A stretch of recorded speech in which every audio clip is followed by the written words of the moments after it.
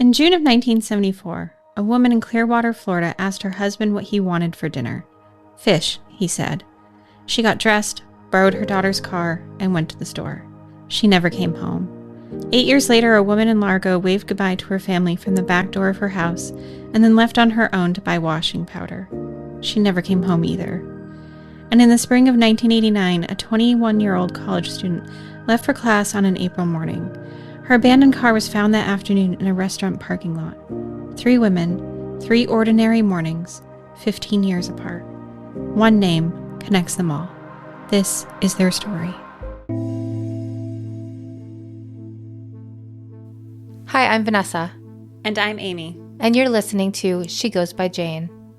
At the end of this episode and every episode, we will be joined by a special guest who will read an original poem by Amy Baker about the women we're featuring. This week, we are joined by Melinda Hale. Hi, Vanessa. Hi, Amy. Vanessa, I'm going to have to stop calling them a rare double episode because they seem to occur pretty frequently. Yeah, we just did a 3-part. Yes. We have been dabbling in multi-episode stories. Yeah, this one, it's 3 missing women in one story. It's hard to tell in just one 40-minute clip, to be honest. So, before we begin, Vanessa and I would appreciate it greatly if you would like, follow, and share our podcast with everyone who you know. Mm-hmm. But also if you could give us a review on whatever platform you listen to your podcasts. It just helps people understand what our podcast is about, where to find us, if the podcast matches their own listening habits. Before we begin, though, one thing. I looked up the name of this county and how people say it. Okay. Many times. And I feel like we're going to have a listener chime in to tell me I'm saying it wrong, but I tried. But also, I mean, sometimes we might say something wrong, and I personally welcome a correction. I always welcome a correction, but the thing that I learned is that apparently there are strong opinions on how to say the county's name, and none of them agree with one another. Can you tell me before we start, just so I can get this out of my system? Okay, so I would have said Pinellas County. Okay. Other people seem to say Pinellas. Others say Pinellas. Pinellas, or what? Pinellas. So I'm just going to say Pinellas. Pinellas. Yes. So let's begin. Because sometimes to know a disappearance, you actually need to know a place, because sometimes it's this place and its history that shapes what happens and how it happens. And that really holds true for this story. So that's why I wanted to emphasize that more completely. Because if you were in Pinellas County, Florida, in the early 1970s, you would have found yourself surrounded by the heavy, sweet scent of citrus. There were thousands of acres of grapefruit and orange groves, only divided by pockets of dense pines. These dark woods were punctuated by the modest concrete block homes of the laborers who picked the fruit, small enclaves of community built right into the sand and soil of Pinellas. But this wasn't just a landscape of soil and fruit or laborers and grove owners. It's also a county explicitly divided by race. Largo, one of the largest cities in the county, was a sundown town, which, if anyone is unfamiliar with that term, it means a community or municipality that remained racially segregated. And the term sundown town comes from the understanding that anyone who wasn't white needed to be out of the town by the time the sun went down.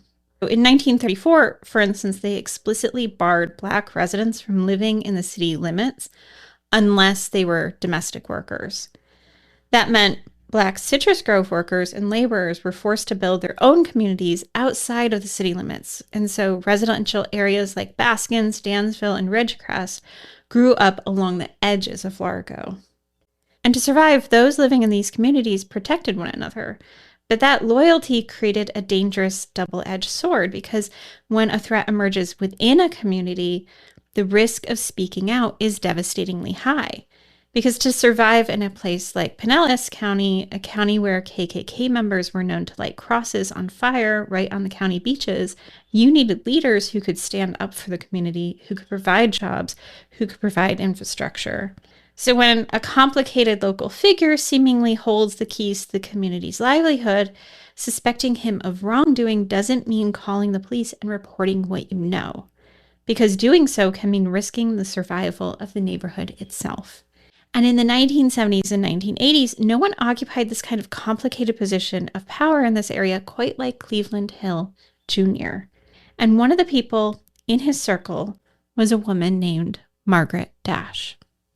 Before we get into Margaret's story a little bit, we're going to get into that. There's suspicions about him. Was he actually a community leader to that extent where he was also needed? Because that is a really confusing space, right? Cleveland, he does occupy this space. He's in a position of power, both financially, employment-wise, etc. So, yeah, it's how do you call out someone in your community when your community is also benefiting from that person being in that space? And we're already talking about a really powerless community, right? In general. Yes, a very disenfranchised community that had been cut off for generations and marginalized for generations.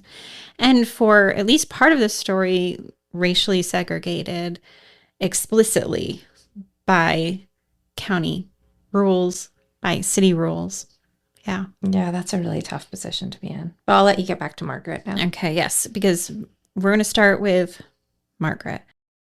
Margaret Dash lived with her husband and her children in a modest concrete block house just north of Largo, not far from those citrus groves and pockets of pine forest that marked the more rural portions of the county.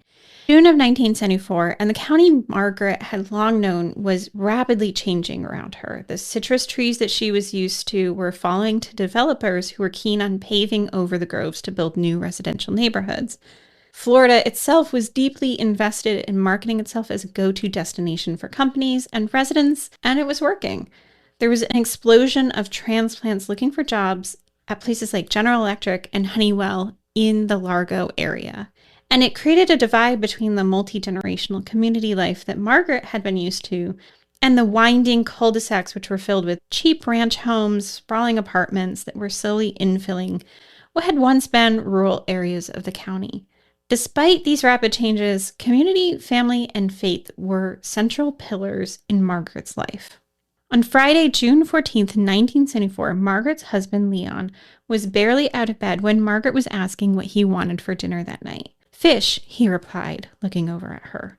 Margaret was a beautiful woman with high cheekbones and a warm smile, and at 5'6", she wasn't tall, but her height was enough that no one would ever call her short. A mother of four, she had just turned 38 that year, and 40 felt like it was just on the horizon, particularly since Leon was already there. Leon and Margaret had grown up together. They'd met when she was 15 and he was 17, and the two had been together ever since. They'd built a life together in this part of Florida. Together, the family attended the Lighthouse Church of Jesus, which was a Pentecostal church, and that was being led by a charismatic young preacher named Cleveland Hill Jr. After more than 2 decades together, Leon probably thought that he knew all there was to know about his wife, which is why he never expected Cleveland to approach him one Sunday to apologize for the affair he was having with Margaret. Is there any truth to that? Yeah, Margaret and Cleveland were having an affair. This is a pretty unlikely pairing because Margaret, she's a mother of 4, and she's having an affair with an also married religious leader, 13 years her junior. That's enough to raise some eyebrows in the community, but everyone was also aware that Cleveland was an ex-con and he had found religion while in prison. So all of this is swirling around and people are probably having some questions about what's going on. Also, this all happened before that part where she's asking him what he wants for dinner and stuff like that. Yes. Okay, so they remained together? Mm-hmm. Okay. Yeah, so because it was likely during this part that Leon thought that Margaret and him were good. Like once this affair is out in the open, this kind of would end the affair. So that things would settle down, things would get back to normal for the two of them because they had a home together, they were raising their kids together. That Friday morning in June, family life in the Leon household was relatively mundane. Margaret got ready for the day. She donned her black and white checkered top, her black pants, and a pair of white sandals because she needed to run to the store to get medicine for a sick relative. She borrowed her 17-year-old daughter Elaine's 1971 Oldsmobile Cutlass for the quick errand. LaDuanya, Margaret's youngest, wanted to go with Margaret, but Margaret told the 9-year-old that she couldn't, and so LaDuanya burst into tears. LaDuanya remembers standing at the front door and watching her mother drive away. Margaret, she was not supposed to be gone long. She told her daughter Sharon that she'd pull into the driveway and honk the horn when she got back. Margaret had other errands to run that day, like grocery shop, so Sharon was supposed to run out and grab the medicine for her cousin and then go back in. That way, Margaret could continue on with her day. But time dragged on without the familiar sound of the car horn alerting Sharon to her mother's return. That night, when Margaret still hadn't come home, Leon was worried. He spent all night driving around everywhere he could think of looking for Margaret and the Oldsmobile Cutlass. By morning, without any sign of her, the concern had really deepened, and so Leon found himself at the police station filing a report on Margaret's disappearance. Things had, yes, been hard between Leon and Margaret, but he didn't think she'd disappear on her own. And at the forefront of his mind was something that Margaret had recently revealed to them. After Cleveland had approached Leon at the church service, the relationship between Margaret and Cleveland had actually continued on for several more months. When she finally tried to end it, though, Margaret said that Cleveland had threatened her life. It wasn't a threat that anyone took lightly because, after all, the reason Cleveland had been in prison before was that he had tried to kill his wife. He tried to kill his wife? Yes. So this is an important part of the story. His wife, Betty Jean Hillman, she was just 15 years old and several months pregnant when she had married Cleveland Hill Jr. in the fall of 1965, back when he was 18. And at the age of 16, she gave birth to their son. At the age of 17, on February 1st, 1968, she filed for divorce. The notice for her filing was publicly posted in the newspaper 2 days later. Even though they'd been married for less than 3 years, Betty Jean had plenty of reasons for filing for divorce from Cleveland. As she later told the judge, he was very mean, adding, "He beat me every week about once or twice. He called me all kinds of names, and he made me stay in the house and would dare me to come out. He locked me in. I just had to stay there alone." In the face of her crumbling marriage, the teenager moved back home with her mother Josephine in the Baskins Crossings neighborhood. On February 5th, just days after Betty Jean's divorce filing, Cleveland arrived at Josephine's back door and broke into the house. Once inside, he forced Josephine and Betty Jean into the bathroom, and at first, it seemed like he was going to lock Josephine inside the small room. He said he planned on taking Betty Jean with him once he did, but for some reason, once they reached the room, he seemed to change his mind. "I'm going to have to kill you, or you'll talk," Cleveland told Josephine. And that's when Cleveland shot Josephine. He hit her at least 4 times, striking her in the head, the left hand, and each leg. He shot Betty Jean next. He struck her through the mouth, chest, and arm. After he was done, he fled, and it was Josephine who made her way to a neighbor's house to find help. Oh, wow. So Josephine lived through that. And reading this, I was surprised by I'm not shocked by the level of brutality, but that Josephine was able to go get help. Right. It's amazing they both survived. Yeah, with the extent of these injuries. Mm-hmm. In the frantic aftermath of the shooting, the 2 women weren't taken to a massive medical center for treatment. They went first to a small community hospital in Largo, but the extent of their injuries meant they were taken to Clearwater, to Morton Plant Hospital, a hospital that had only recently been desegregated. And while doctors were working to save Betty Jean and Josephine's lives, Cleveland was on the run. Police put a bee on the lookout for a Pontiac convertible with Arkansas plates. But it was actually Cleveland who ended the search himself, because on February 6th, just one day after the shooting, he walked into a police station in Bluefield, West Virginia, and turned himself in. He claimed that he had just read a report of the shooting in a newspaper, and the search for him while he had been on a bus from Philadelphia, and he wanted to clear his name. So he's going to say he didn't shoot them? Yeah. So he said he'd left his wife on Monday afternoon around 1:30, and he'd caught a bus out of Clearwater at 3 p.m. So his claim is he wasn't there at the time of the shooting. But aren't the two women both witnesses? Exactly. Okay. Now, despite these claims that he hadn't been involved, he was arrested because, yes, they do have both Betty Jean and Josephine. Right, and they lived, so... Yeah, I wonder if he was surprised that they lived. But he was arrested. He was charged with 2 charges of assault with the intent to commit first-degree murder.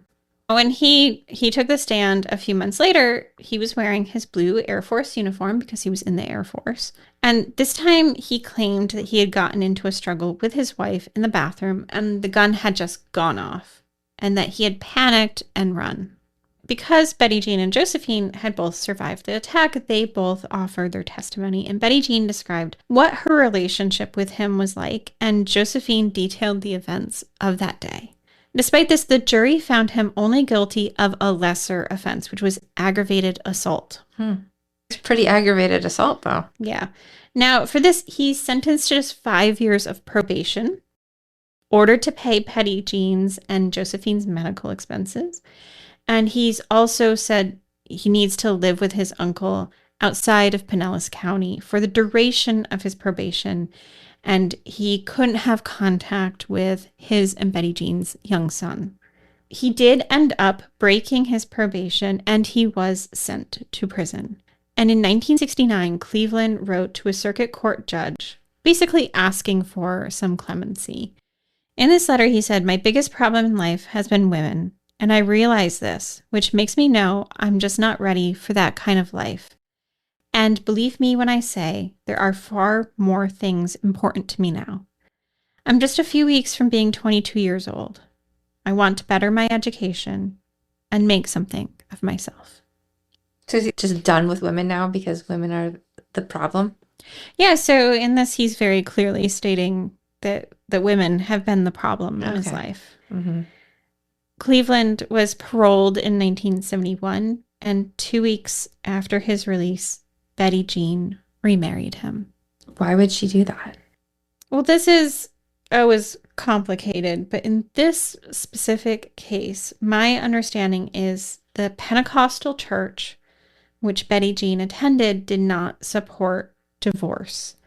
And leaders believed that Cleveland had repented enough for his crimes and sins, and they felt that he deserved a second chance. And though Betty Jean still carried one of the bullets that Cleveland had shot her with in her body, it was lodged in her neck because it had been too dangerous to remove. She still remarried him. Did he seem like he wanted that back? Did he want the marriage back? Well, one of the things that I want to direct people to is that his daughter, Tanisha, and Betty Jean's daughter, has her own podcast where she talks about her experience growing up with her father. But of her mother, Betty Jean, she says, "To my mom, her faith was everything. She lives to please God." Now, with Betty Jean at his side, Cleveland started to build a business and a life in Baskins. There is a boom in housing in this area, which made it the perfect time to make a living paving the winding cul-de-sacs that would soon come to define this area. And by the time that Cleveland turned his attention to Margaret, he was a leader in the church community. Shortly after Margaret disappeared, it was clear Clearwater police suspected one person, and that's Leon, her husband. After 1 week of her missing, Leon was given a polygraph test. And when that indicated that he likely wasn't a suspect, they were kind of at loose ends. It would make sense if they knew that she had cheated on him, for them to think that. Right. Because that's another way we've talked about. Yes. That things like this can happen. Right. So kind of one of those look first in her circle. One of the other things is that Margaret had never used a check that she'd taken to the grocery store or was supposed to take grocery shopping that day. She'd taken no belongings with her, and her checking account with $8,000 in it hadn't been touched. And so to her family, they're like, she is obviously missing. Right. She's not Something run away. has happened to her. She has not run away, but despite those alarming signs, the investigation into her disappearance was closed just 2 weeks later. About a month after that, her daughter's car was found abandoned in a parking lot in St. Petersburg, which is around 30 miles away. And even that wasn't enough for them to renew their search for Margaret. We'll be back in a moment.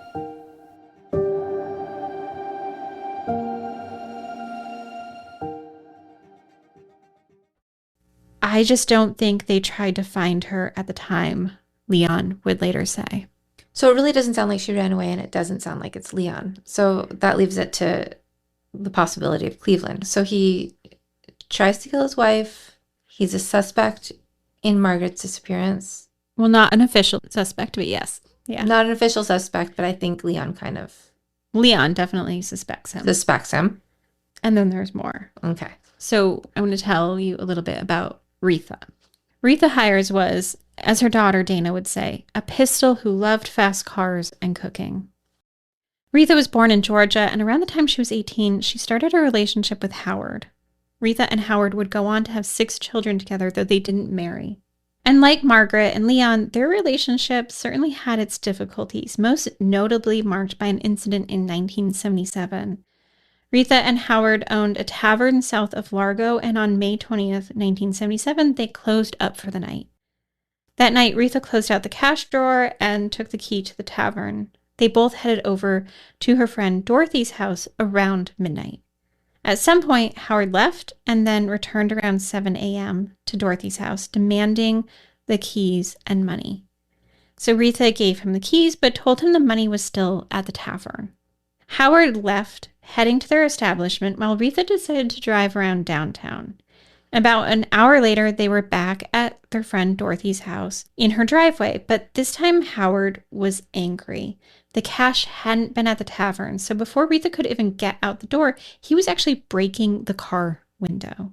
So Retha had that car at that point. Was Howard walking around? So Howard's outside the car, Retha's in the car. She hasn't even gotten out yet. Dorothy would later say she heard 2 shots, and when she looked out the back door, Howard was bleeding from the abdomen. And while Howard shouted at Dorothy to call an ambulance, he ultimately decided to drive himself to the hospital. Meanwhile, Retha drove herself to a nearby lounge and waited for police to arrive. Howard told police that he wouldn't press charges against Retha, so even though she had been carrying a concealed weapon and had shot him, she didn't face any charges in this incident. Fast forward to 5 years later, the couple is still together when they encounter more strain in their relationship. Now, at 43 years old, Retha had started having an affair with Cleveland Hill Jr. He was still in neighborhoods, still building his asphalt business, but now with more money to spread around. One of Retha's friends and neighbor, Barbara Floyd, would later recall that Cleveland would take Retha out to nice places and would buy her jewelry. But the affair between Cleveland and Retha would seemingly end on a sour note. Howard found out about the affair, and this would most likely have sent Retha into a tailspin because she did end up overdosing. Did she live? She did. Likely kind of confused and worried about what is going on between him and Retha, Howard decided to cement the relationship legally, and he did propose to Retha. Retha had wanted to be married, and this was something that Howard had resisted. But this time things were different, and the couple married. Likely, Howard thought that this was the end of the affair, but like Margaret's affair with Cleveland, it likely continued on past this point. 3 months later, on December 28th, 1982, Howard got out of bed early. Later, Howard would remember Retha asking him why he was leaving so early and asking him to come back to bed. But Howard had plans that day. He was going to drive east to Brandon to pick up a motorcycle for their son. Retha opted to stay home, but Howard and some of the kids went along on the trip. Before he left, Howard asked Retha if she planned on being home when they got back, and she assured him she would be. Their daughter Dana, who was 14 at the time, went with Howard. She said, "I can remember her standing at our back door waving at us, telling us she loves us and goodbye. It's the last I remembered at the age of 14. Because when the family returned, Retha wasn't there. One of the kids who'd stayed behind said she'd gone to the store to buy some washing powder and some bleach.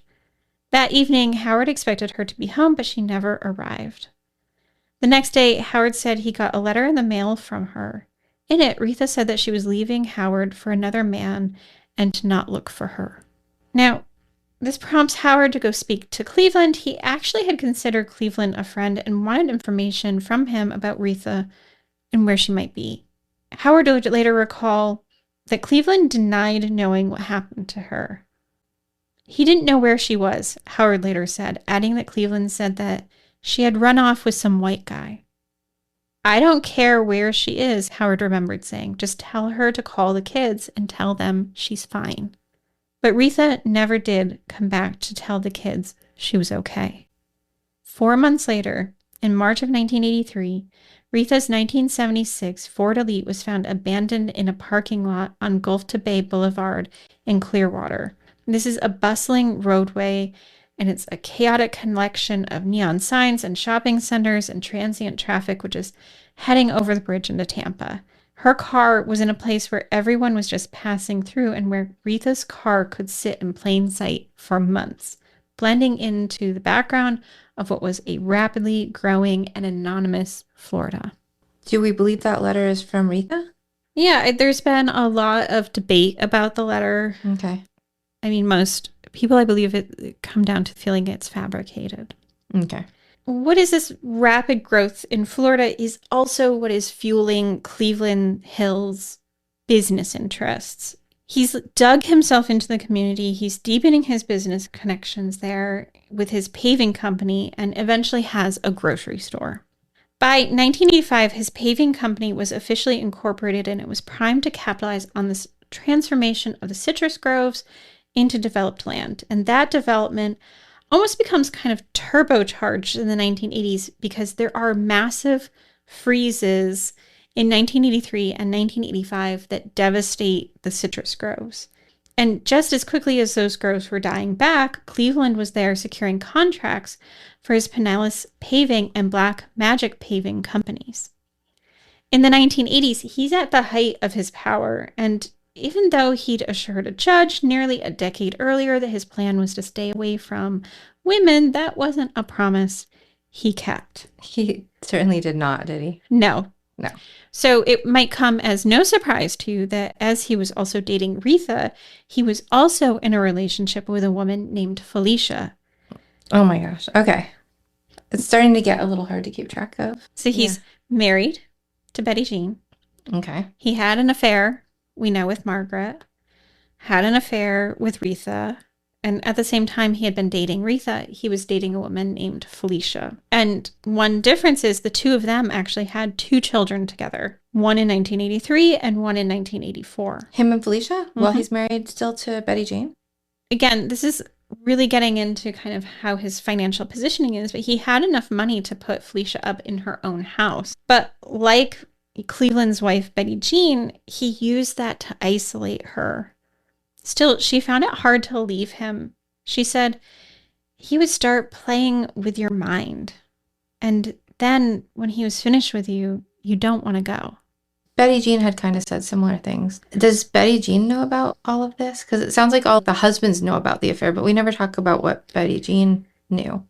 Yeah, so the extent of what Betty Jean or doesn't know, I would recommend listening to her daughter's podcast on that.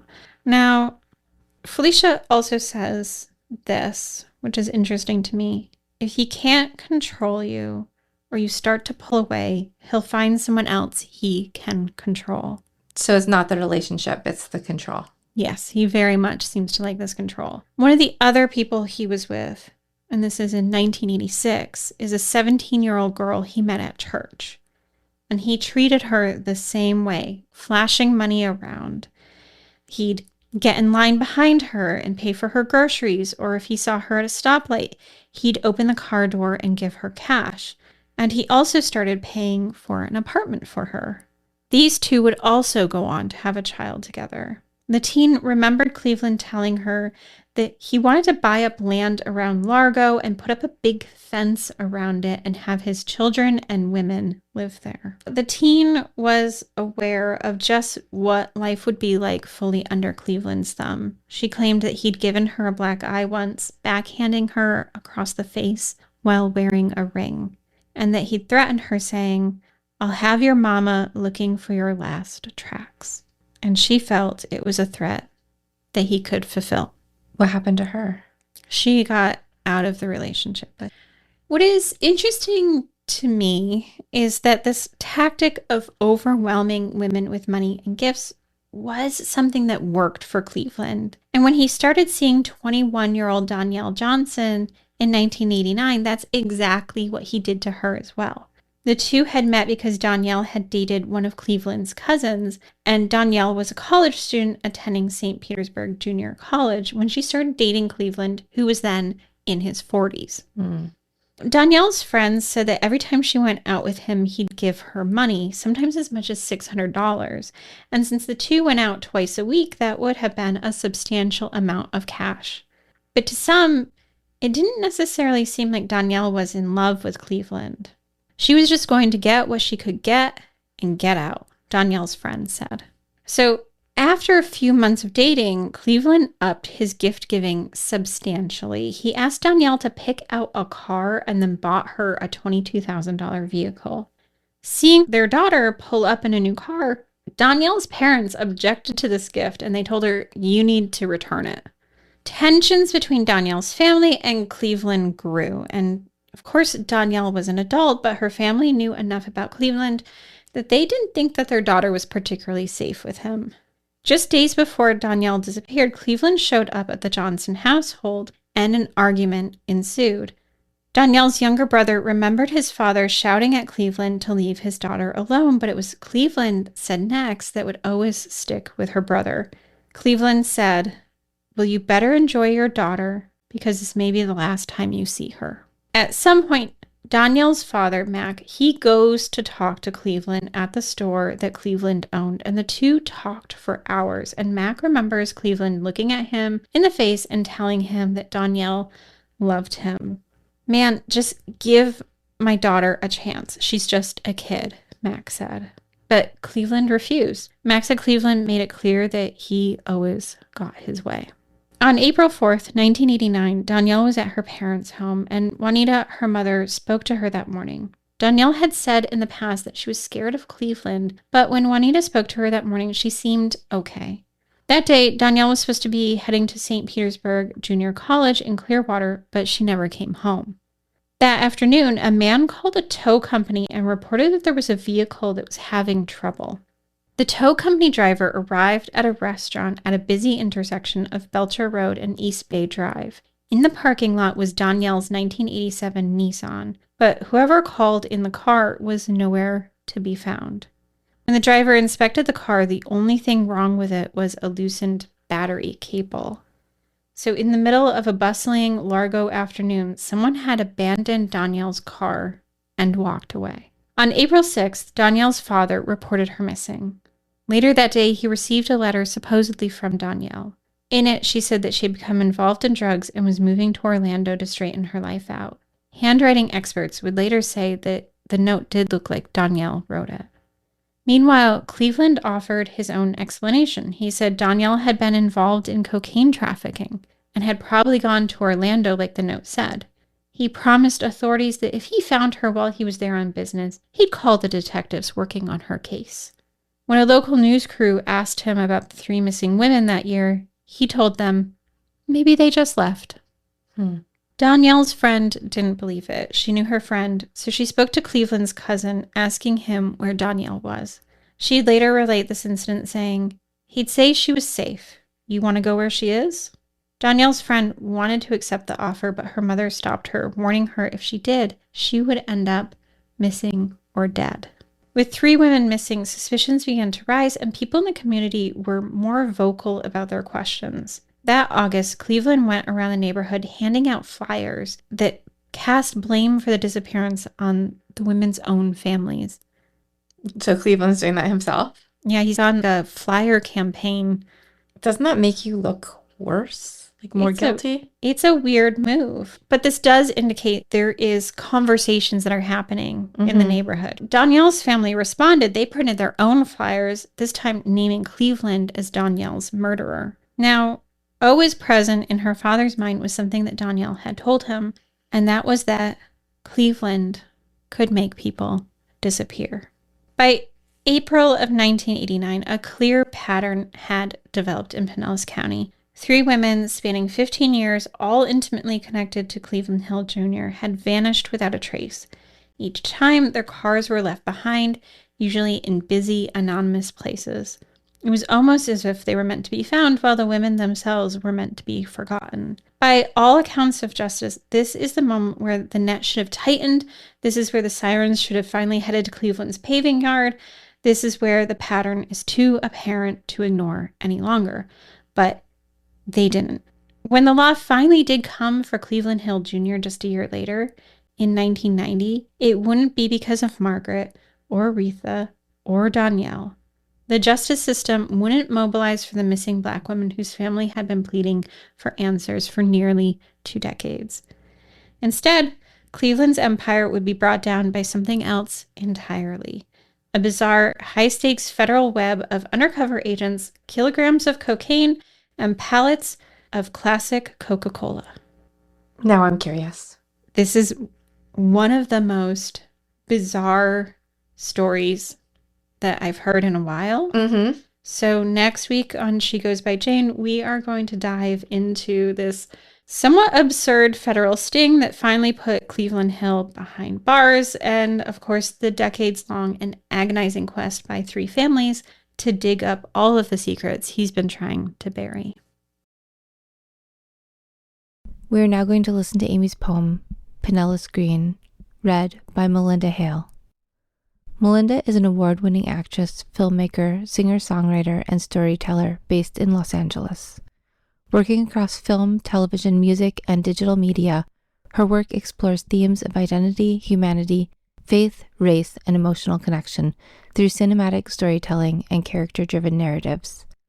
Most recently, she starred in the feature film Bull Street alongside Loretta Devine and Amy Madigan, and made her directorial debut with the short film Curtain Call, which screened at festivals internationally including Bend Film Festival, Gaze International LGBTQIA Festival, and Middlebury New Filmmakers Festival. Her second short film, Au Gratin, starring Tiffany Daniels, Loretta Devine, and Jay Donnell, was selected for the Poppy Jasper International Film Festival and Wyoming International Film Festival, and will also screen at the Light Reel Film Festival in Washington, D.C., and the Martha's Vineyard African American Film Festival in August, an Oscar qualifying festival. She is also the founder of JMV Entertainment, a production company focused on developing film, television, and media projects rooted in meaningful storytelling. Before expanding into filmmaking, Melinda built a career as a singer-songwriter and performer, releasing multiple independent projects and opening for artists including Smokey Robinson and O-Town. Her music has appeared on television, including CBS and Disney productions, and she has performed for audiences ranging from the Los Angeles Dodgers to the California Democratic Convention. Across every medium she works in, Melinda is passionate about telling stories that create empathy, challenge systems, and connect people more deeply to one another. Pinellas Green. Margaret Dash, 38. Missing since June 14, 1974. From Clearwater, Florida. Retha Hiers, 43. Missing since December 29, 1982. From Largo, Florida. Donyelle Johnson, 21. Missing since April 4th, 1989, from Pinellas County, Florida. The days pass by at the corner grocery store, where the sun shimmers on the asphalt, the deep corners of the porch the only shade, and the sweat beating cool on the sides of every soda can the only relief in sight. Down in Pinellas County, there are no citrus left in the fields, no heady scent of oranges coating the picker's hands, no deep patches of pine where the summer light flickers through. The lurk and lurch of tractors have gone silent. Now, cul-de-sacs loop and curl where the earth was once turned over every year, renewed promise with each turn. Now, the highways slid past, taillights cutting through the night, red streaks of warning for a county grown cold. Out on the dirt roads, people still remember, while the empty lots grow over with palmetto and brush, and the corner grocery closes its doors. Here, the women still hold hands, linking them against the silence, waiting for the ground to be overturned again. Beneath the roots, something is still trying to rise, and so they say their names into the dark and wait for it to answer back. For more information about our show, please visit shegoesbyjanepodcast.com. Bye, Vanessa. Bye, Amy.